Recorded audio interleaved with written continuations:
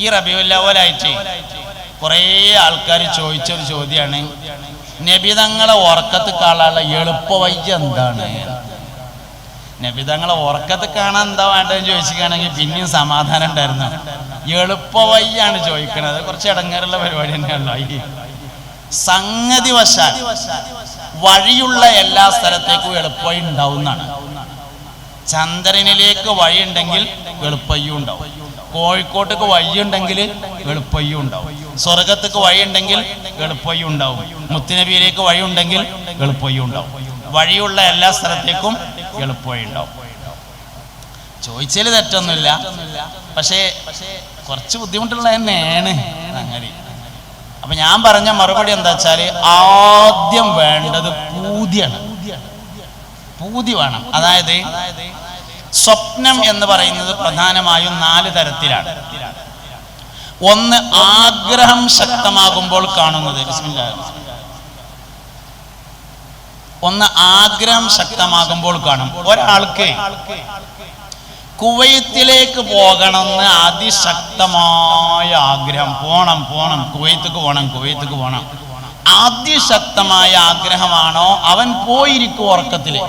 Visa വേണ്ട, ticket വേണ്ട, passport വേണ്ട, ഒന്നും വേണ്ട, പോകും.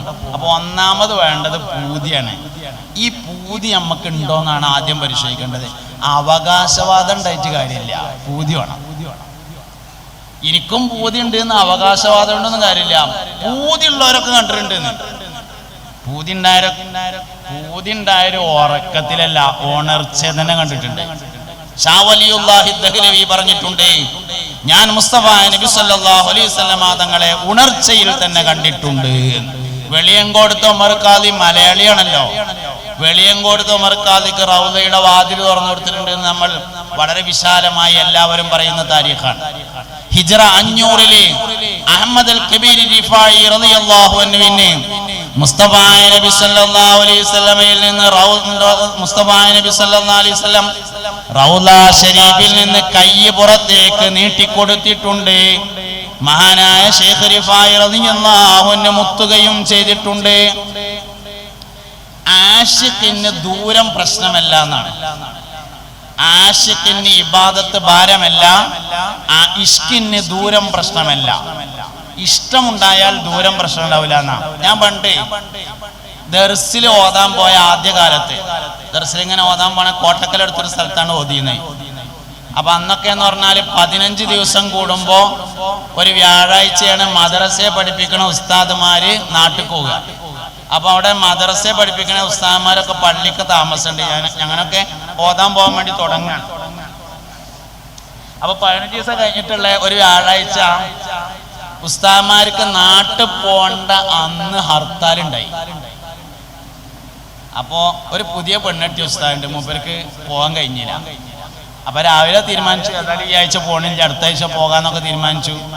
രാവിലെ നാസ്ത കഴിക്കാനൊക്കെ മദ്രസത്തേക്കിന് പോയി, നാസ്തയൊക്കെ കഴിച്ചു വന്നു, കുഴപ്പമൊന്നുമില്ല. ഉച്ചക്ക് ചോറ് കഴിക്കാൻ വേണ്ടി പോയി, ചോറും പൊയിച്ചു വന്നു, കുഴപ്പമൊന്നുമില്ല. അസ്ർ നിസ്കാരം കഴിഞ്ഞപ്പോ മൂപ്പർക്ക് പോണം. മഗ്‌രിബ് നിസ്കാരം കഴിഞ്ഞേക്കിന് പിന്നെ അവിടെ നിന്നൂടാ. അങ്ങനെ പാങ്ങക്കൂടെ നടന്നു, കരേക്കാട് പാങ്ങ് പടപ്പറമ്പ് വഴി നടന്ന് പെരേക്കാട് പോയി. ഇഷ്കുണ്ടോ, ദൂരം പ്രശ്നമല്ല. ആശിക്കിന് ദൂരം പ്രശ്നം. അതിന്റെ ഏറ്റവും വലിയ തെളിവാണ് ശൈഖ് റിഫായി റളിയല്ലാഹു അൻഹു. ഒരു ദിവസം മുറ്റത്ത് നിന്ന് അല്പം മണ്ണെടുത്തിട്ട് ആ മണ്ണും അങ്ങനെ മുത്തി. കണ്ടു നിന്ന ആളുകൾ ചോദിച്ചു, അല്ലയോ അഹ്മദുൽ കബീർ, എന്തേ നിങ്ങൾ മുറ്റത്തെ മണ്ണെടുത്തുങ്ങാണ്ട് മുത്തുന്നത് എന്ന് ചോദിച്ചപ്പോ പറഞ്ഞു, മുറ്റത്തെ മണ്ണല്ലല്ലോ ഞാൻ മുത്തിയത് എന്ന് പറഞ്ഞ പോലെ പറഞ്ഞു, നിങ്ങൾ ഇവിടുന്ന് എടുക്കണത് ഞങ്ങൾ കണ്ടല്ലോ എന്ന് പറഞ്ഞു. അവ പറഞ്ഞു, എടുക്കണത് കണ്ടു എന്നുള്ളത് ശരിയായിരിക്കും, പക്ഷെ ഞാൻ മുത്തിയത് മുറ്റത്തെ മണ്ണല്ല. ഞാനിപ്പോ എടുത്തുകൊണ്ട് മുത്തിയ മണ്ണില്ലേ, ആ മണ്ണ് അതിന്റെ അപ്പുറത്തെ മണ്ണുമ്മ തട്ടി നിൽക്കുകയാണ്. ആ മണ്ണ് അതിന്റെ അപ്പുറത്തെ മണ്ണുമ്മ തട്ടിയിട്ട് നിൽക്കുകയാണ്. ഇതിങ്ങനെ തട്ടി പോയ കുറെ അങ്ങെത്തുമ്പോ മദീനത്തെ മണ്ണുമ്മ തട്ടി നിൽക്കാണ്. മദീനയിലെ മണ്ണ് എന്റെ ഹബീബിന്റെ ശരീരത്തിൽ തട്ടി നിൽക്കാണ്. മുത്തുനബിയുടെ ശരീരത്തിൽ തട്ടി നിൽക്കുന്ന മണ്ണിന്റെ ഒരു തലക്കലാണ് ഞാൻ മുത്തിയത്. ആ മനുഷ്യന് പിന്നെ എങ്ങനെ റൗദന് കൈ കൊടുക്കാതിരിക്കുക? എന്താ ശൈഖ് റിഫായി റളിയല്ലാഹുവിന്റെ കൈ മുതൽ നിങ്ങൾക്ക് റഹ്മത്താണ്. നല്ലോണം മനസ്സിലാക്കണേ ഞാൻ ഈ പറയണത്. വാത്സല്യം എന്ന റഹ്മത്താണ്. അതായത് റിഫായിൻ ശൈഖ് റളിയല്ലാഹു അൻഹു എന്ന് പറയുന്നത് വലിയാണ്, ആരിഫാണ്, ആലിമാണ്, സയ്യിദാണ്, എല്ലാമാണ്. എന്നാൽ മഹാനവറുകൾക്ക് 4 കുത്തുബുകളിൽ ഒരാളായി സ്ഥാനക്കയറ്റം കൊടുത്തതിന്റെ പിന്നിൽ ഒരു നായയാണ്. ഹബീബിങ്ങളെങ്ങൾ ഞാൻ ഈ പറഞ്ഞ് മനസ്സിലാക്കണേ. ശൈഖ് റിഫായി റളിയല്ലാഹു അൻഹു ആലിമും ആരിഫും വലിയും എല്ലാമായിരുന്നു. പക്ഷെ കുത്തുബല്ല. കുത്തുബായതിന്റെ പിന്നിലുള്ളത് ഒരു നായയാണ്. എന്താ നായ?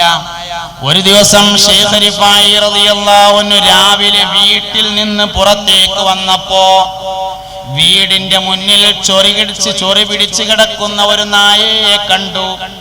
അല്ലാഹു എന്റെ ഖൽബില് റഹ്മത്തുണ്ടോ എന്ന് പരിശോധിക്കുകയാണെന്ന് മഹാനവറുകൾക്ക് തോന്നി.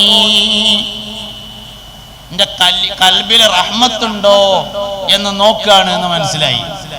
ആ നായയെ പുഴയിൽ കൊണ്ടുപോയി കുളിപ്പിച്ചു, ഭക്ഷണം കൊടുത്തു, മരുന്ന് തേച്ചു കൊടുത്തു. ഒരു നായക്കൂടുണ്ടാക്കിയിട്ട് നായക്കൂട്ടിലാക്കി. രാവിലെ തിൽമീതന്മാര് വന്നപ്പോ ശൈഖുനാന്റെ പേരന്റെ മുമ്പിൽ നായിക്കൂട് കണ്ടപ്പോൾ ദേഷ്യം വന്നു. ശിഷ്യന്മാർക്ക് ഈറ പിടിച്ചിട്ടുണ്ട് എന്ന് മനസ്സിലായപ്പോ ശൈഖ് റിഫായി പറഞ്ഞു, ഒരു നായ എന്റെ വീട്ടിലേക്ക് വിരുന്നു വന്നിട്ടുണ്ട്. വിരുന്നുകാരന്റെ അടിമയാണ് വീട്ടുകാരൻ എന്ന് മുത്തുനബി പറഞ്ഞിട്ടുണ്ട് സല്ലല്ലാഹു അലൈഹി വസല്ലം. നായ വിരുന്ന് അവസാനിപ്പിച്ചു പോകുന്നത് വരെ ഞാൻ ഈ നായയുടെ അടിമയാവാൻ തീരുമാനിച്ചിരിക്കുന്നു എന്ന് പറഞ്ഞതാണ് ശൈഖ് റിഫായി റളിയല്ലാഹു അൻഹുവിനെ കുത്തുബായി ഉയർത്തിയതിന്റെ പിന്നിലുണ്ടായിരുന്ന കാരണം. ഇതിന്റെ പേരാണ് റഹ്മത്ത്, വാത്സല്യം. അതൊരു ഖൽബാണ്, അതൊരു പ്രവർത്തനമല്ല. ആ ഖൽബിൽ നിന്ന് എന്തുണ്ടായാലും റഹ്മത്തേ ആവുള്ളൂ. റിലീഫിന്റെ അടിസ്ഥാനം റഹ്മത്താണ്. അതിന്നിങ്ങനെ വരും ഓരോ റഹ്മത്ത്. അത് നമ്മൾ പ്രതീക്ഷിക്കാത്ത റഹ്മത്തൊക്കെ വരും. ഞാൻ ഇപ്രാവശ്യം മദീനയിൽ ചെന്നപ്പോ സൽമാൻ ഫാരിസി റളിയല്ലാഹു അൻഹുവിന്റെ പേരിലുള്ള ഒരു ഈത്തപ്പനത്തോട്ടം കണ്ടു. ഇപ്പൊ സൗദിയിൽ കുറെ മാറ്റങ്ങൾ വന്നിട്ട് ആവശ്യമുള്ളതൊക്കെ കാണാൻ സൗകര്യമുണ്ട്. ഇവിടെ മണ്ട അങ്ങനെയല്ല, അയക്ക് പോകാൻ പാടുണ്ടായിരുന്നില്ല, അങ്ങനെയായിരുന്നു. സൽമാൻ ഫാരിസി റളിയല്ലാഹു അൻഹുവിന്റെ പേരുള്ള ഒരു തോട്ടമുണ്ട്, ഒരു വലിയ ഈത്തപ്പനത്തോട്ടാണ്. അതിന്റെ അടുത്ത് സൽമാൻ ഫാരിസി റളിയല്ലാഹു അൻഹു താമസിച്ചിരുന്ന ഒരു വീടിന്റെ അവശിഷ്ടങ്ങള്, മഹാനവറുകൾ നിസ്കരിച്ചിരുന്ന ഒരു പള്ളിയുടെ കുറച്ച് ഭാഗങ്ങള് എല്ലാം സംരക്ഷിച്ച് കമ്പിവേലി കെട്ടി അടയാളപ്പെടുത്തിയിട്ടുണ്ട്. ഒക്കെ പുതിയ പരിപാടികളിൽ പെട്ടതാണ്. മുഹമ്മദ് ബിൻ സൽമാൻ അധികാരം വന്നതിന് ശേഷം ഉണ്ടായ പരിഷ്കാരങ്ങളിൽ പെട്ടതാണത്. കമ്പിവേലിയൊക്കെ കെട്ടിയിട്ട് അടയാളപ്പെടുത്തി.